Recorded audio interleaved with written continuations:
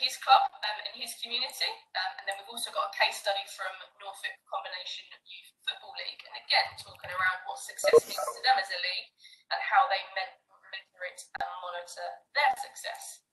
So just a quick recap, looking at one of our first webinars on what we stand for.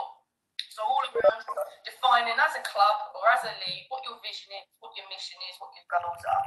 So really, really important for this topic that actually having a vision and a purpose allows you then to reconnect and to work out what your successes are. And hopefully they go back to what your vision is, what your purpose is. So just a recap of some of those buzzwords that we spoke about last time. So the vision is almost how you as a club or a league would like to be seen by the rest of the world, by those that sit outside of your club, but also those that sit within your club or league. The purpose is why you exist, why you're in existence. Why do you operate as a league? What are you operating for? Same example as a club. Why are you operating? What are you operating for? What's your purpose? What do you do in your community that makes you different from the club down the road? The mission, really big one. How do you think you're going to get there? What measures are you going to put in place to make sure you reach your vision? And the aims and goals, again, they're your milestones to help you realise and reach your vision and mission. Those objectives, those targets, those measurables, the things that you can actually tangibly say, yes, we are working towards them. Yes, this is the way we are going to measure our steps to get to our vision, our steps to get to our end goal, our steps to achieve what we as a club or a league have set out to achieve, and our values. What underpins all of that thinking, all of that vision? What underpins how you operate? What underpins how you manage situations within a club? What you are trying to embed within your community, whether that be through players, coaches, volunteers, league committee members. And it's really important actually to celebrate successes. So really good topic today to look at how we define success. What does success mean? For different clubs, for different leagues, success will mean completely different things. And that's actually all okay. And it's really important as well to highlight that success can be anything that you want as a club or league, and that will be underpinned by what your vision is, what your mission is, what goals you've set out. And here are just a few examples of how different leagues and clubs have defined and celebrated some of their successes. You can see on the left-hand side here, you've got quite a stats-heavy based way of celebrating their success.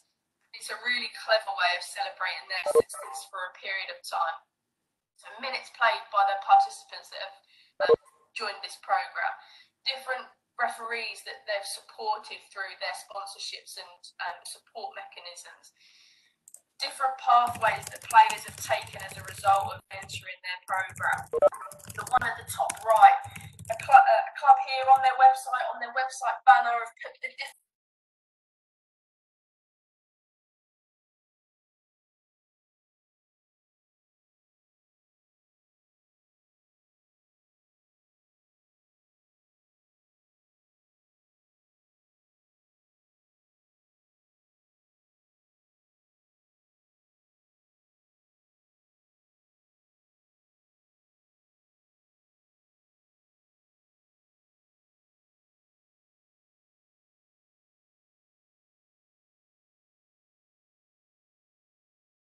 these clubs, the players progressing further and beyond their club into different step levels, different clubs, is another way of defining success, another way that can be captured in programs, that can be captured on league websites.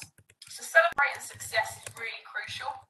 Defining your success is even more crucial, and more importantly, understanding actually that success can be anything you want it to be. Again, it's really important, and I know that will come out through our key presenters today. So, why measure success? You can only really know how successful you've been once you actually reflect on where you've come from, and almost, and more importantly, where you want to get to. So that's really, really important. If you haven't and you don't know quite yet where you've come from, where you want to go to, it'll be a little bit challenging to work out what success is. But actually, once you get them objectives in place, once you get your vision in place, once you get your goals to help you work towards success, you'll have a better way of actually being able to measure that. Success motivates people. It helps people achieve. It helps people build a sense of togetherness, a sense of positivity. We all know what it's like. Once we've succeeded in something, it motivates us, pushes us on to do the next thing, to go that little bit further, to reach that little bit higher. Success and the reasons for demonstrating that has real value when you're talking to funders, when you're talking to businesses, when you're talking to sponsorships around the investment that they may make into your club. Not just for now, but in the future. If you can prove that you're successful in whatever you deem successful for you as your club or league, and you can demonstrate that in the right way, that has real value when you're talking to those that may want to invest in you, when they want to sponsor you financially, may want to endorse you as your club or league. It provides ongoing business support planning. So actually, having those success measures helps you know that you are achieving your business plan, whether that be 1 year, 3 year, 5 year, 10 year. And you can start ticking off those successes. And if you're working on short-term and medium, long-term goals, that actually helps you get to hopefully your bigger picture, your overarching aims of your business plan, overarching aims of your development plan, helping you steer towards that overall vision, helping you steer towards that overall success. It helps as well tell a story. There are so many fantastic clubs out there in our grassroots landscape, and you do such amazing things. And it's actually really, really good and positive, and it needs to be shared bigger than just internally. I'm sure that all of your parents, all of your coaches, all of your players know what a fantastic job you do, but actually it's really important to share that beyond those that already know what you do.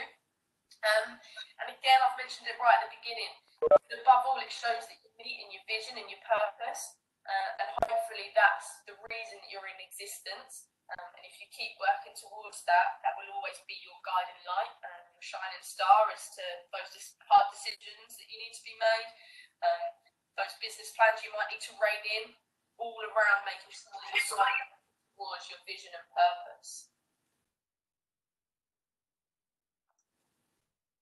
I think you jump in to take over. Yes, thanks, Danielle. If we get into start talking about how to measure success, kind of in simple terms, think about it as quantity, numbers, and quality. And as Danielle showed on some of the earlier slides there, you can already see, I think typically a lot of people would look at quantity probably more often than not, because it's easier perhaps to just count numbers. Anyone who's pulled together or prepared a funding application, often immediately the attention's drawn to how many of this, how many of that, how many new people playing, or how many hours doing this or that. So it's quite nice to have numbers and easy to track a change over time.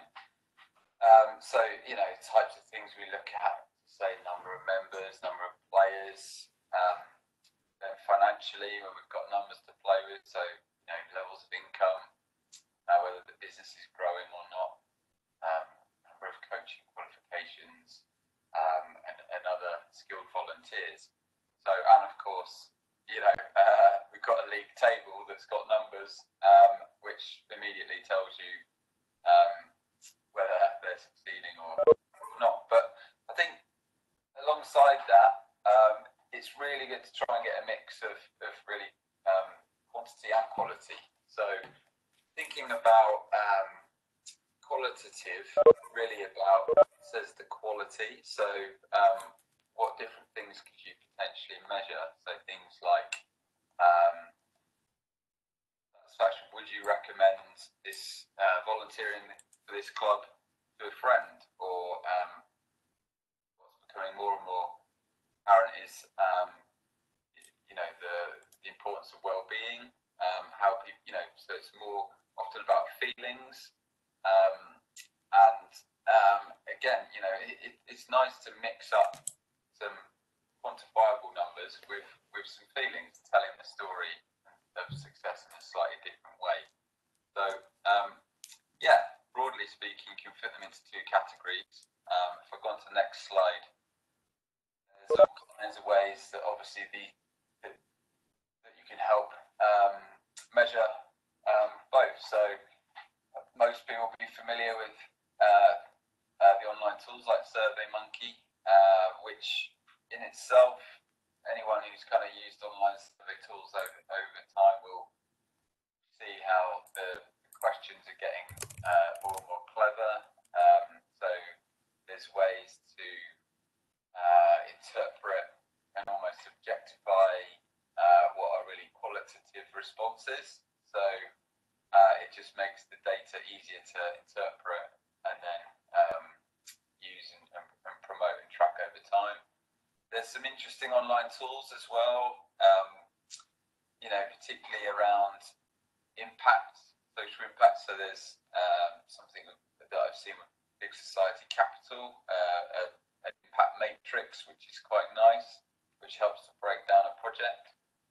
Of course, there's numerous tools now with things like around financial performance. So most financial packages like Sage and other things will immediately be able to turn things into graphs if that's what you want. So again, you know, people respond in different ways. Some people dive straight for the numbers, some people want the words. So you know, if you're describing the success of a club, it's important to appeal to both audiences, and anyone who perhaps an accountant, when they're thinking about the success of a club, might immediately be drawn to, okay, well, what's the turnover, what's the growth, whereas other people perhaps are looking for other things. Participation, activity, you know, these are the sort of things that quite a lot of clubs will be tracking anyway, even if it's not necessarily to promote success. So it might be something that you need to report back, or even just a case of collecting subs. This data should be there, so then it's thinking about how you might use it. In terms of kind of more qualitative ways to get information, focus groups are fantastic. You know, not just to track success, but just to get feedback and get under the skin of some of the issues good and bad about a club. So it's just finding that time with a small group of people where you can sit down in an open-minded way, you know, in a trusted way, and talk about the club and how it's going. And actually, you know, often some of the best ways to promote success for a club is some of the comments that come out of those focus groups, where it really touches on perhaps an individual emotional story about how it's affected someone's life, or perhaps, I don't know, the confidence of someone's child has really grown by virtue of the impact that you've had of them being involved at the club. So you can really get into some of the issues, and also you can take perhaps some of the data that you've already captured into those focus groups and try and unpick it to really you know, understand a bit more of the feeling behind the numbers. One-to-one interviews is a good way to actually be more specific and niche. So sometimes it doesn't always suit to have a focus group if people are sat there with completely different interests and a take. So for example, you know, a one-to-one interview where you've got people different parts of the club, perhaps coaches, spectators, parents, you know, you try and group them together on the focus group, or tease out perhaps a one-to-one interview. But yeah, there's other more creative ways as well. So, you know, what's becoming more and more popular, and I think we'll see that shortly with Wayne and Hive, is the use of media, short films, other ways to and social media to get some instant responses, to capture feedback and their successes. So lots of different ways, and so many different apps and technology that can help now. So be creative. What's the next one? Slightly more technical slide, really. When you kind of think about, okay, so finding success is, actually kind of how you get there and working backwards and start turning into a plan or a project plan. It can become a really useful planning tool. So the way I'd start is to start right on the far side of the outcomes. So what are the types of things that what would you define success as? What are you looking to achieve? So it might be perhaps more girls playing football, or it might be to create the most engaged, passionate volunteer workforce. You start on that right-hand side, and then you just work your way backwards through the outputs, activities, and inputs. So, to have a fantastic, engaged volunteer workforce, start to think about, okay, so what are the outputs there, or is there some training that we need to do? Are there other materials that we might need that help them feel comfortable, and trusted and empowered in the roles that they do? Working back through to the activities, are there focus groups or interventions that we could make around understanding the role of volunteering at a club, and which will lead to the outputs and ultimately outcomes, and then back right at the start. So what do you need to put into this? Is it some money into the training courses? Do you need some mentoring? Do you need to go and visit another club who've got a great program going? So it's just a way to kind of start to piece together from the best bit, really, which is what you're trying to achieve, a little plan of action. And if you go on to the next slide. And for those real enthusiasts out there, there's a whole host of extra kind of more technical tools and models which can help think about measurement and evaluation. And we're going to cover in future webinars a bit more around planning a good project. But here's just a few things which might appeal. Again, there's lots of free stuff online. So there's these kind of like nice canvases which is not a bad place to start working up a project from. So that's on the left, where it breaks it down into various components, as I was saying before. What's the success factor, but what's the aim. So it just allows you, perhaps as a small group, to work through the whole a bit more of a plan, really. So you've got it all bulleted and broken down. Sport England have got a useful tool which is called outcomes hierarchy, which again is fairly similar. You start with the primary outcome, what you're looking to achieve.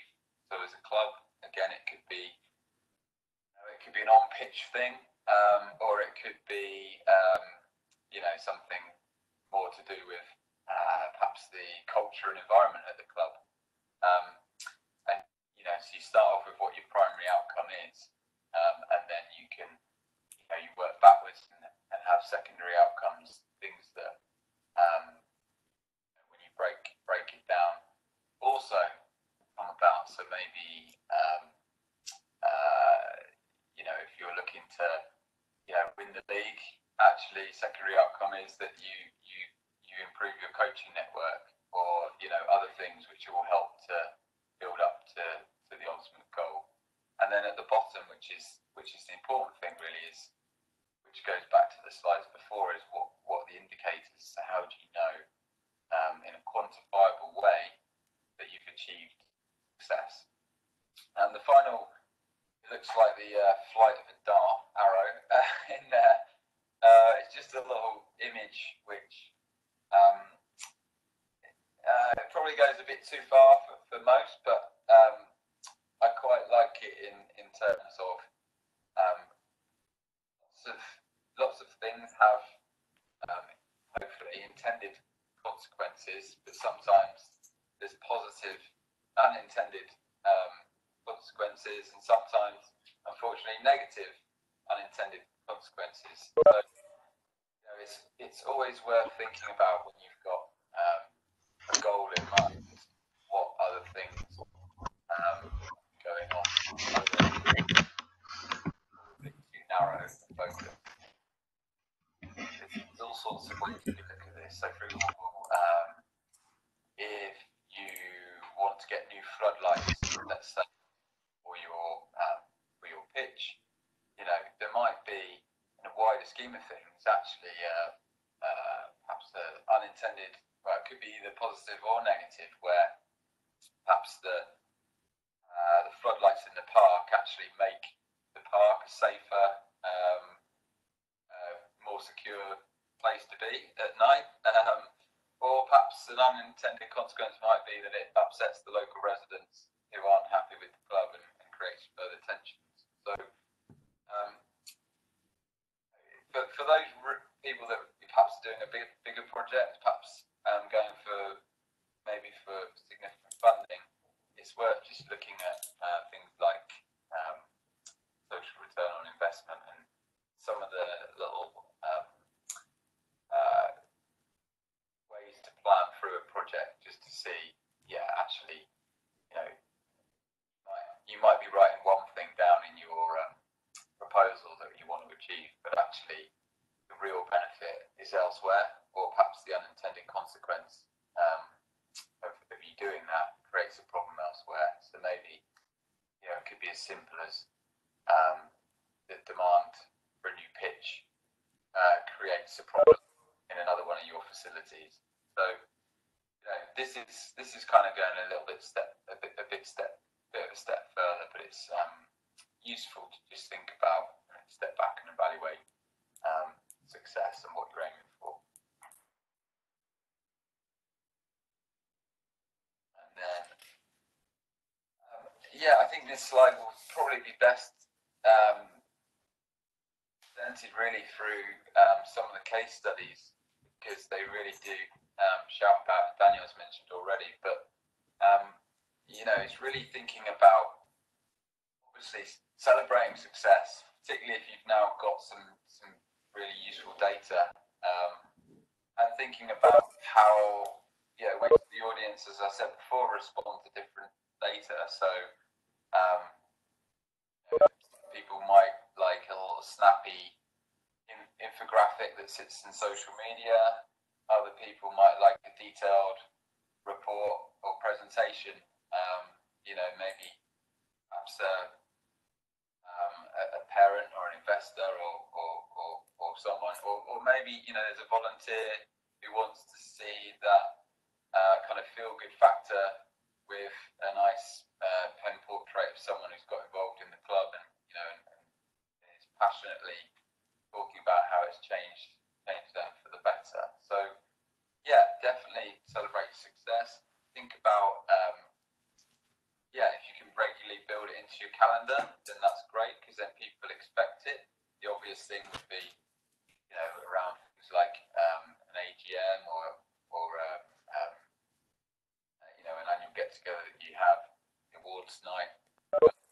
It's nice, because then people, it becomes a routine and an expectation that there'll be a celebration. And as I say, there's a variety of different ways to do it. And I think where you can, try and cater for all the different audiences, because each one will have their own take. Some people will want the detail. Perhaps, a funder or an investor or someone else might want the more of a kind of qualitative feeling about, will I go and volunteer? Will I take my son or daughter to play at this club? Do I want to invest time in this place? Does the culture feel right?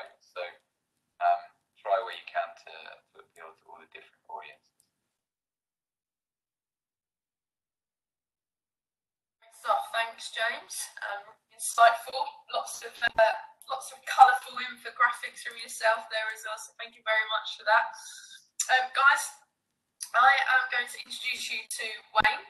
Wayne is from Hythe and Dibden Youth Football Club, and Wayne has joined us this evening to talk about the club's successes, what it means for the club, how they've worked out their club successes. But Wayne, before we start, shall I show the guys the video? Yeah, it's a great place to start. Thank you. Great stuff.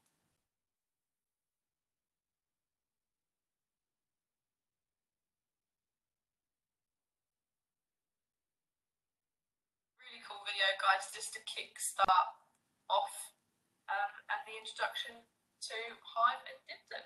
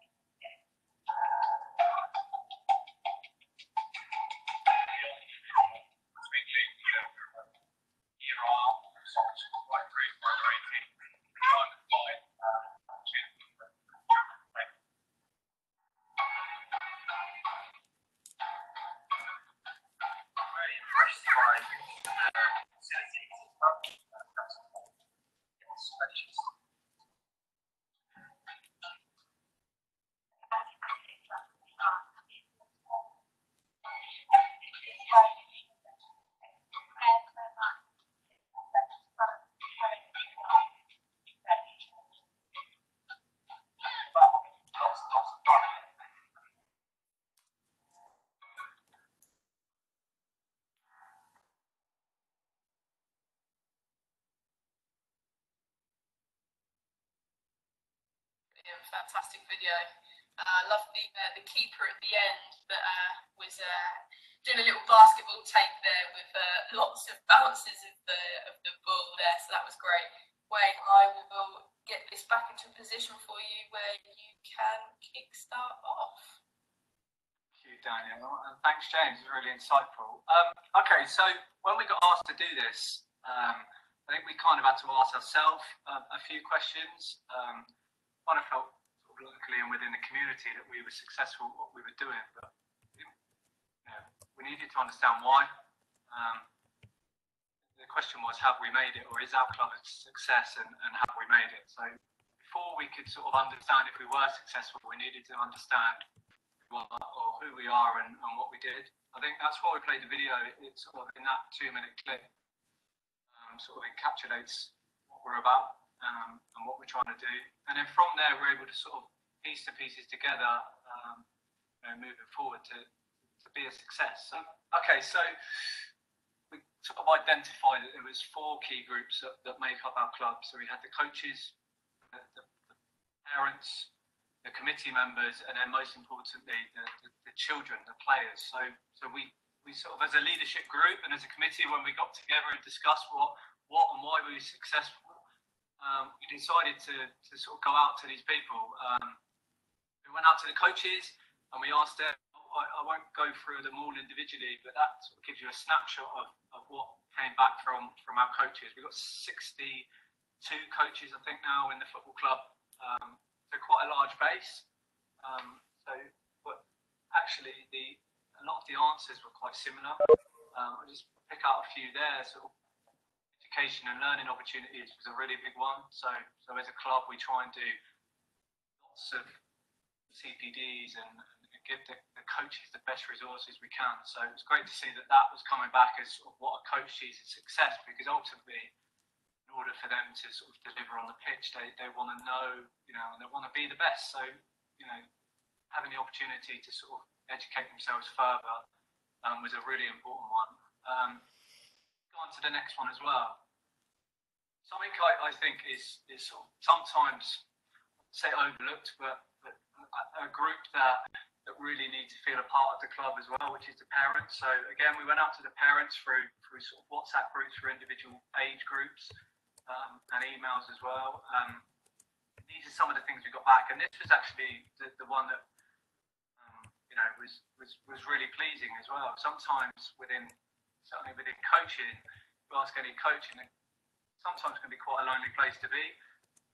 Get dropped off, and there's minimal contact with parents. So actually, when we started delving in and sort of feeling below the layers of what the parents feel about the club, some of the feedback was really positive. And again, it all sort of leads into further in the presentation about being successful. Most important slide will be the next one, and why we all do it, which is the children. And they are children. They're children first and players second. And we try and put them a fun, safe place to play football and learn and become better footballers and better people. Giving them lots of praise by rewarding them and allowing them to learn both football skills and life skills. These again were some of, from under 7s all the way through to under 18s. Answers that came back from the children and the players. So again, leading into one of our 4 key groups of the ingredients of what and why we're successful. Lastly was a committee. So it underpins any great club. I'm fortunate enough to be the chairman of the football club, but not naive enough to realise that it's the team that's around me that enables us to be successful. So I've got a fantastic team. Again, we reached out and we asked each and every one of them.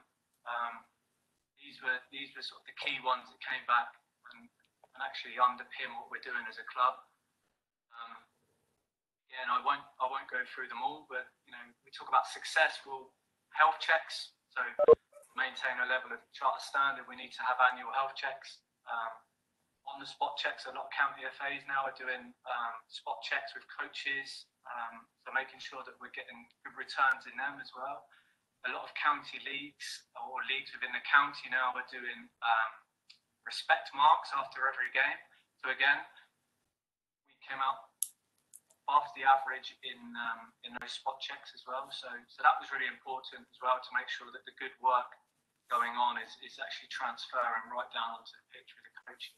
Another important one there was a future-proofing. So as a cycle within grassroots football, and I'm no different to that. The committee that I sit with are no different to that.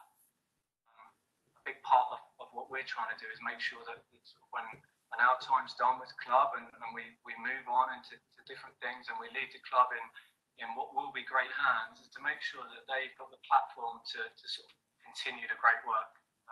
And again, we'll move on to that later on of how we can sort of recognise success in that department as well. Go on to the next one. So here we go. So what does success look like for our club? So with those 4 groups and the 4 ingredients that we had there, we needed a guiding light and a blueprint to be able to underpin what we're moving forward. We then, once we were confident in what we had then sort of gave that confidence and tried to instill it into our coaches. From there, they ran with it. They were on board, and they were able to work the magic. So this is what it looks like. Everything that we talked about before. There's our recipe for success. Happy parents, or happy coaches, happy parents, happy committee. And ultimately, we're creating an environment to have happy children, which is why we're doing it. So with them 4 things together, the last thing we needed, to complete it all, was a North Star, something to point it at. And something actually that we stole a little bit from a local club. So Saints or Southampton FC were local to us. They have a thing called We March On, and they sort of celebrate any success they have with that mantra.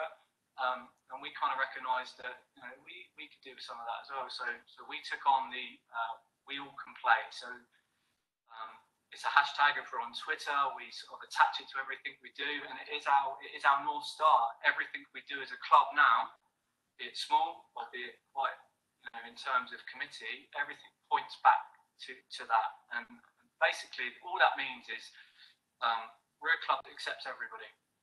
everybody and everyone. So if you're an elite player, or if you have never kicked a ball before and just want to be social, then we will find a place for you to play.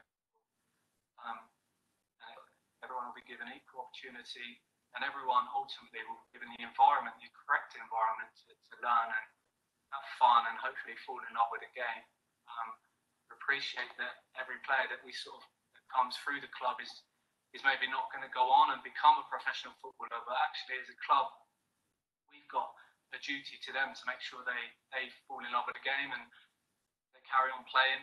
If they're going to be coaches, can we inspire them to be coaches? Is that success? I think so.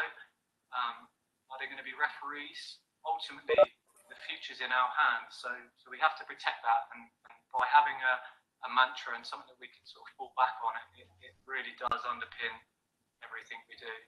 So with that, the last thing, and the thing that we based it all around was the environment. We understood, and sort of as a leadership group, we've done a lot of research and spoke to a lot of parents who were teachers. I can't thank them people enough. There's a lot of people in any club that can help you, and in this, trying to get the environment right was key. So we looked at school and we looked at different learning environments, and actually come up with the idea that if we got the environment right, then we had the platform to be able to move on, ultimately give us success. So by the environment, teams and age group, if you like. So we're quite a large club. We have 32 teams within the club across a variety of age groups. So the first thing we did was we sort of combined the age groups together. So the teams in the age groups still remained as teams, but we kind of tried to break down a few of those boundaries within the team. So some of my roles within the FA are around teams, and sometimes what you can see is almost franchises within a club. So they're a little bit detached. Sometimes the core values are not the same. You could be on a pitch where maybe the guys, the children are playing or training for the same team. They're wearing the same kit. Actually, the values are not the same. So we tried to sort of get in there and address that. So we try and encourage social interactions between the children, between the age groups. So having an understanding that some children need training at that level and some need it at this level. Actually, they're all children, and during the day on the playground they play with each other, and on the playground they play football with each other, they play sports at school, and that's all they want to do when they come to us. So we offer that environment as well. It also sort of helps us in terms of environment, in terms of the ability. So soft tiering that we have within the club, so making sure that every child is playing in an environment that is matching their ability, if you like. So a new child coming into the club, we'll be putting in an environment where they're going to learn and they're going to have fun, and ultimately want to continue playing football. So yeah, when once we got the environment right, we were able then to sort of march on, and again with the sort of mantra of we all can play, along with the correct environment, we firmly believe we had all the ingredients to deliver the very best. And I'm going to just go through a few sort of examples in a minute of what that looks like. So there you go, that sort of just underpins a little bit of what I said about with the foundation set, a clear vision. It's important here actually just to go back to the last webinar with Stuart. Although the subjects that we're talking about are different, actually one thing that was apparent with Stuart and his club was that they knew what they were, and they knew they know what they do, and that's the stage where we got to. We had an understanding of who we were and what we wanted to do, and then from there we sort of set out on our pursuit of success. Let's go on to the next one. We're going to start dropping into a few examples. So 2.5 years ago, 2017, as a leadership group, we understood that girls' football was thriving. It was really big, and we had, as much as sort of recognising success, sometimes you've got to be able to recognise sort of your underachievements as well. And we did that. We sat down and we realised that we hadn't quite got that right. 2017, we only had one girl signed to the football club. That was our vice chairman's daughter, very resilient young lady, still playing now. But she was playing in an all-boys team, and that was okay for her. And what we were finding is that we were getting girls into the football club, wasn't able to sort of retain them, and it goes back to sort of the previous conversations we've been having about environment. We ascertained that we wasn't able to provide the girls with the right environment. So going back to everything that we'd learned, we decided to change it. And again, in 2017, it sort of became our primary focus. What we did is first of all, we set out a lot of help from, so we're very fortunate in the county. There's a lady called Flo who works for Hampshire FA, and she's fantastic. She really helped myself and the club on sort of our pursuit for success within the girls' game.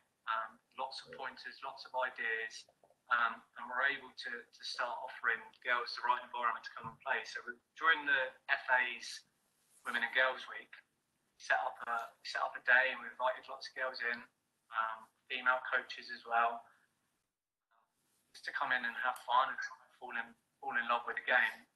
On that day, we got 12 girls. They came in, they had fun, and then from there, we spoke to, so at the time, it was a lady called Lois Fiddler who was involved within Southampton FC Women's and Girls, and Martina, and they were doing some great work locally. So we spoke to them as well, and they were brilliant. They came in and they helped, and they put on sessions and TPDs. And from that, we were able to get some female coaches, which was the first time we'd had that within the club. So we were able to get them through on their level ones. So then we started to see the growth of it. Now, up until now, I think we're up to 2.5 years on. We're up to 60 girls now across various teams. We've got a lioness session that's set up on a weekday night that's brilliant. The environment for our youngest girls to come in. I hope that they're going to go and form a new team, under sevens. And that sort of, to us as a club, that's what success looks like. We were big enough to recognise that we've maybe not been so successful in an area. Understood why. We talked about it and we set out on the pursuit. And that's an example really of actually a bit of a long-term project. That's 2.5 years from then until now, and it's by no means over. So, we're talking about that's going to continue. That success that we've got to now is only temporary, and it will grow and it will get better, bigger. Again, like what James was saying, it's not just about quantity, it's about quality as well. So we've got to ensure that when these girls come in, we're able to provide the right opportunity.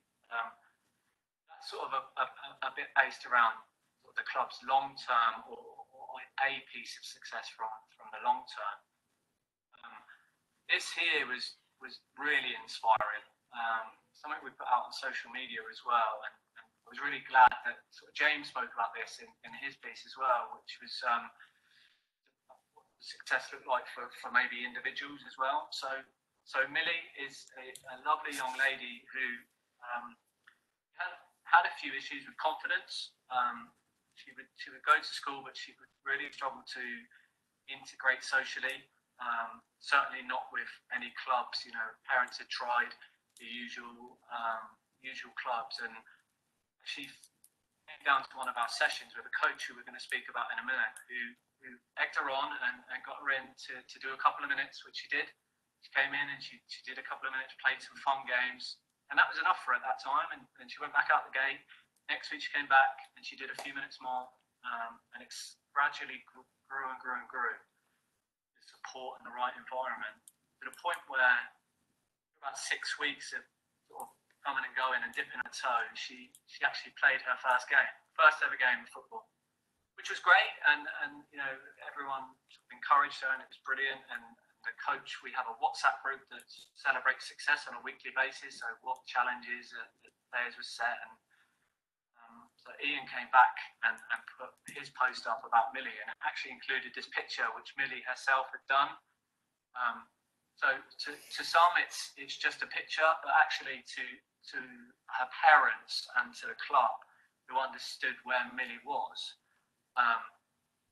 Really, really inspiring, and to us, that what we were going back to the video about, we all can play. That, I think, in itself sort of sums up everything that we're trying to do. Millie's still playing football to this day, still struggles with her own sort of confident issues, except when she's playing football. So we can all be tremendously proud in sort of the part we've played to give Millie a platform in her life rather than just as a footballer. So yeah, that was a really key part that we wanted to share just for tonight, and sort of the power that football and volunteers within football can have. If we just go on to the next one. So Brom is actually a really good friend of mine. In terms of what we were talking about at the start with the 4 ingredients. So we had a bit of, we talked about the parents, the coaches, players and the committee. We talked a little bit about club success before with the girls, and an individual one in terms of a player with Millie. This is from a coach, and maybe I'm not sure if Bromers is really expecting this, but actually a bit of praise to Ian tonight as well for what he's done. I'm not going to go through all the points there, but in terms of celebrating a coach's success, Ian coached what are now our under-16s boys teams. He also coaches our under-12 girls teams. So one team plays on a Saturday, one team plays on a Sunday, one team trains on a Monday, one trains on a Wednesday. I'm not sure his wife likes us that much, but he's just one of our heroes, if you like. But interestingly with Ian is 3 or 4 years ago, he's ready to chuck it all in. He had a tough time before the girls section came along, and he was doing just the boys section. There was a bit of turmoil within the age group. It wasn't all rosy. Had the same problems that I'm sure a lot of the people that are watching this have had during their time. I didn't quite feel like at that time he was getting support from the football club. So myself and other members of the club and previous chairman at the time as well also did a great job. Spoke to Ian and shared our sort of new vision with him and the blueprint, and got Ian back on board. And slowly but surely he was able to sort of start enjoying it again for himself. He recently done his level 2, which inspired him to sort of to be the best he can be. And then the girls section kicked off. Ian's actually got 2 twins that play in the girls. They're just there in the picture, actually. So Ian took the girls on as well, and now he hasn't looked back. And again, just if there's people watching the webinar that are part of club committees, it's important to recognise these people, the sort of heartbeat. In every club, there's a heartbeat. There's a hero. There's someone that sort of encapsulates everything you do, and this tonight, and it's not the first time that we've said it about Ian. He's recognising these people as well, recognising not only club successes, big successes, little successes, but actually individual successes. I think it's really important. So that was really important for us to do as well. We go on to the next one. Again, this was, so in terms of success, I never really thought about this as a massive success story, but actually after talking and listening to a lot of what was coming back, the director of New Forest Care is our whole club sponsor. He's a parent within the club that simply took his child to football, dropped them off and picked them up again after, but quickly recognised sort of everything that we were doing, and together with his business partners decided to become a whole club sponsor. So again, 30 odd teams. We've now got our kits are all branded. Everyone's in the same kit with the same sponsor. And in terms of celebrating success, I think that speaks volumes as well. So big thanks to New Forest K. Everything you do is great. So a good success story there. Again, going back, Danielle made a perfect point. How do we share that? We've got a brand new website. We encourage that through social media, people to interact. We put everything that we possibly can up there, apart from results. We're not a results-based club. Recently had a new logo. yeah, we were happy to promote that as well through these sources and different things. So yeah, social media and website play a huge part in everything we do. So yeah, we'll continue to sort of explore that as well. Something that's relatively new to us. So yeah, that's something that a big player recently for us. Coming to the so the last few slides now. So the Jane Herding Award. This again, it's recognising individualism within the club. The Jane was an old committee member of ours that left about 5 or 6 years ago, and we named an award after Jane. And basically, the award is for people that are sort of not just long service, but also people that go above and beyond. So that gets presented once a year at our annual presentation. Something that's sort of important to the club, again, to recognise these individuals that sort of are the heartbeat of football clubs. So yeah, just a little touch on that again about recognising success. On to the next one. Okay, so the biggest one for us, you know, in terms of celebrating success, to be told or be awarded as being the sort of club of the year, the grassroots football club of the year by Hampshire FA last year, for us was absolutely huge, and we sung from the rooftops about it, and rightly so, I think. Sort of, you know, sometimes we believe that we're doing a good job, or all the time we believe we're doing a good job, but sometimes it's nice to be told as well. So a bit like how we sort of try and tell our volunteers and showcase them, to actually be recognised by our peers as doing a great job was brilliant. So something that, yeah, we'll remember for a long time. Here we go. Okay, and go to the next one, Daniel. Okay, so future success, again, football's never standing still, so we have to keep moving. Charter Standard Community Club. At the moment, we're a development club. We've got a few sort of T's to cross and I's to dot before we can apply for our community club. But we hope by the end of the year we can go and do that. So yeah, looking forward to getting the application off for that. Again, it's important to have a vision to want to improve. And lastly, just securing the future of the club's facilities. We're fortunate enough to be a partner club at a fantastic 3G facility down here in the New Forest. We don't have the sort of the backup facilities, changing rooms, toilets, or refreshment area. So we're currently in a big fundraising stage, and we hope that obviously we're in a bit of a tricky time at the moment, so timescales might have to shift a little bit, but we're hoping by the back of the summer that these things will be put in place, and again, it will go a long way into sort of sharing how successful and sort of where we were to where we are now. So yeah. Okay. And just to conclude really what we're saying, so one, success is an end, there is no end to what we're doing, so constantly evaluating where our targets are and what we want to do and what we want to be. That won't change. I think the most important one here, particularly for people watching, is you can't please all the people all the time.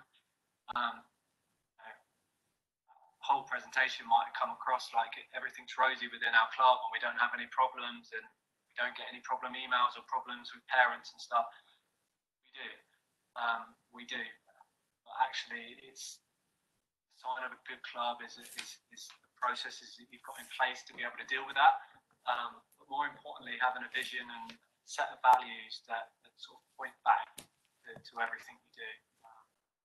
If you've got that, then these problems a lot more efficiently. So don't be alarmed by problems, especially if you're a club that haven't got a vision or a blueprint or a shining light yet. Come up with those ideas and they're challenged, that's fine, that's okay.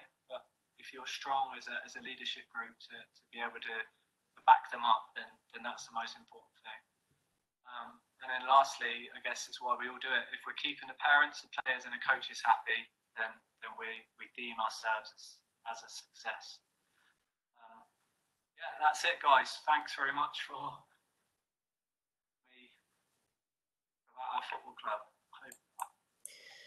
Well, that was fantastic. Thank you very much for that. That is much appreciated. Really insightful. I think it was really important that when we were talking about success, and this wasn't at all teed up, I emailed many county affairs and said, look, if you've got some really good clubs, really good practice out there around this topic, please do let me know. And Hampshire came back and recommended Wayne, which was fantastic. And I always had in the back of my head when pulling the content together with James that it would always look at maybe something different that isn't necessarily a facility project, for example, or it isn't necessarily a big funding bid, for example, that success could be in any way, shape or form that you, as a club, as a committee, deemed appropriate. So I was always really keen for that, and it just so happened that when Hampshire FA, Charlotte over there recommended Wayne, that it worked out well. And I think, like I say, it wasn't the fact that we wanted to tee it up, it was more the fact that success can be anything, and I think sometimes we overcomplicate it. I think one question that did come through the chat, which I think is really good from Andrew, is just around some of the assets and infographics that have been shared today look really cool. Is there any kind of almost free tools out there? And I know James has come back on some of them, but just to go back to Wayne's presentation, and I'm sure Wayne won't mind me saying, is that Wayne's good with computers, but not necessarily the design that you saw on the presentation. And actually it was someone within Wayne's club that pulled that together. So I'd just say that if you do want to pull together some cool snazzy stats, infographics, etc., have a look as well within your clubs. There might be an individual that works for a company or has their own company that might be able to do that for you. I do appreciate that it is 6 minutes past and we are over. I just wanted to summarise the last two slides. What I will say is that once I've summarised them, questions will be at the end if people want to stay. James, Wayne, I hope that's okay if we stay on the line for another kind of 5 to 10, just to be available if anyone does want to answer any questions. Just wanted to give this last slide some time. Karen gave me her time last week, which was fantastic. And she ultimately spoke around what one of the successes for her league is. And ultimately, and again, it wasn't planned, it just reiterated everything that Wayne had said, everything that James had kind of pulled together in terms of content and guidance. And ultimately, for this league, one of their successes really is to be able to provide and continue to provide a safe, supportive and enjoyable opportunity to play football.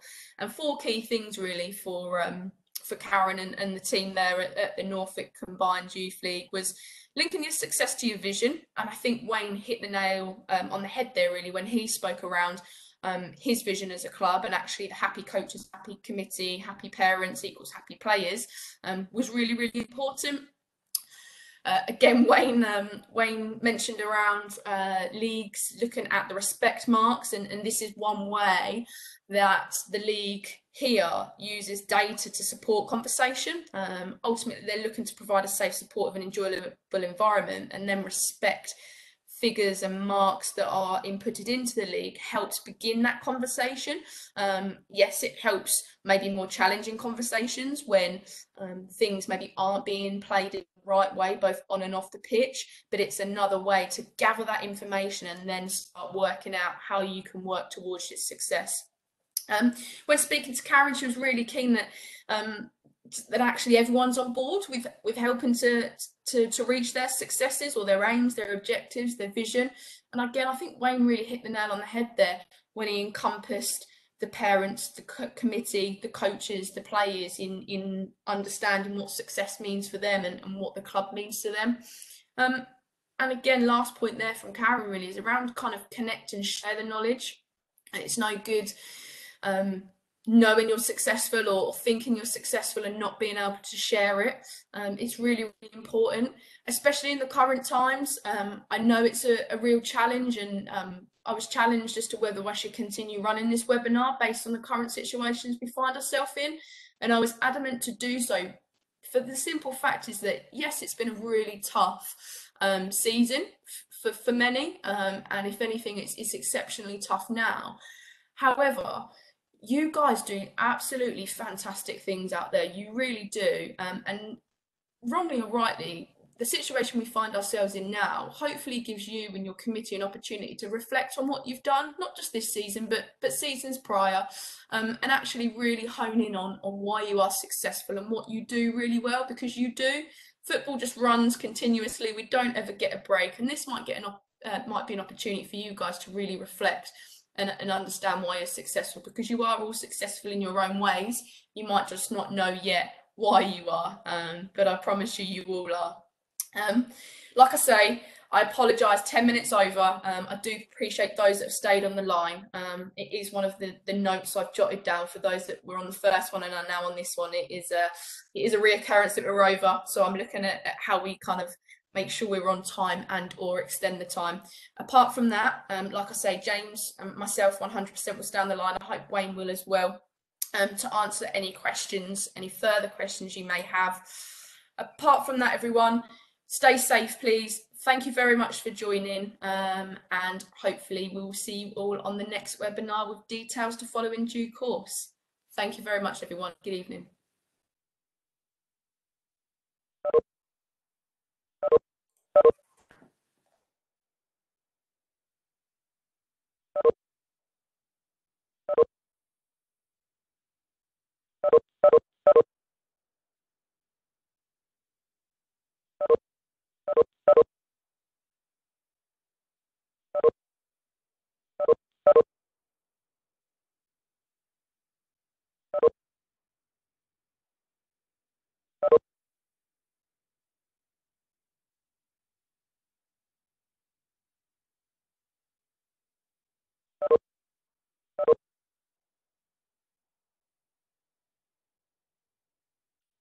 Cool. If anyone is on the line that does have any questions, please